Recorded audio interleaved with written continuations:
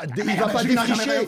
Donc c'est incomparable avec Pelé. Bon, ce qu'il va faire, c'est simplement prendre un chèque monumental, effectivement. Comme Messi a venu prendre le chèque à Paris. Oui, mais Messi joue la Ligue des Champions en Europe. Tandis que Cristiano Ronaldo, il va en Arabie Saoudite parce que plus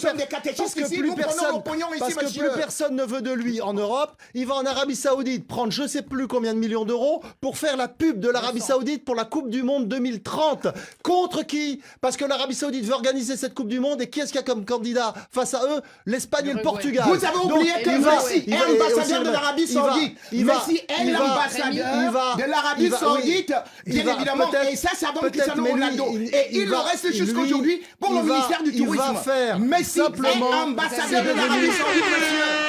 Cristiano Ronaldo est devenu une caricature du mercenariat moderne du football. Comme un mercenaire Messi.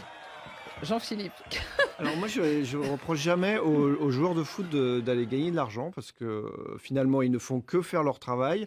Il va jouer dans un championnat qui existe, voilà. Il va faire son métier de footballeur. Donc, s'il trouve des gens pour le payer et si c'est son choix, très bien. Maintenant, c'est évidemment plus un choix sportif. Voilà, il n'y a aucun grand club européen qui vous laisse payer Ronaldo. Oui, parce qu'il coûte cher. Voilà, il aurait pu s'arrêter aussi.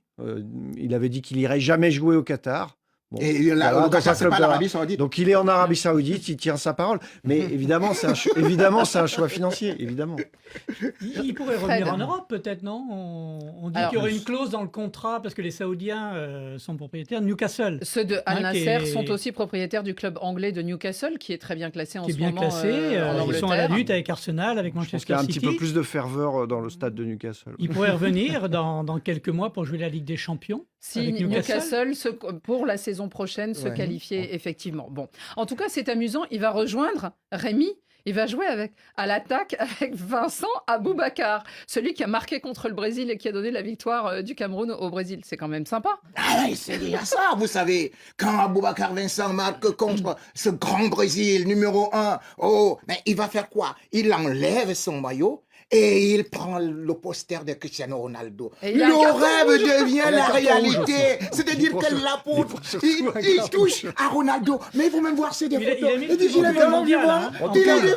Rudy Garcia, parce que l'entraîneur c'est Rudy Garcia qu'on connaît bien en France et pour cause, il va s'amuser parce qu'avec Aboubakar et Cristiano Ronaldo, il a déjà deux joueurs qui courent pas beaucoup, qui attendent les ballons devant. Non mais Aboubakar, il est là pour entrer en fin de match quand Ronaldo va sortir, se promène, 70e. Il se fatigue. Ce qui est amusant, c'est que la dimension internationale de Al Nasser, on la verra peut-être bientôt parce qu'il y a un match amical qui est prévu entre le Paris Saint-Germain et les All-Stars, les plus grandes stars du club de Al Nasser et Al Hilal, qui sont les deux clubs d'Arabie Saoudite. Ça sera le Mbappé, 19 janvier Ronaldo prochain. sur le même terrain. Ouais. Non. Face en plus. Grâce à Cristiano Ronaldo.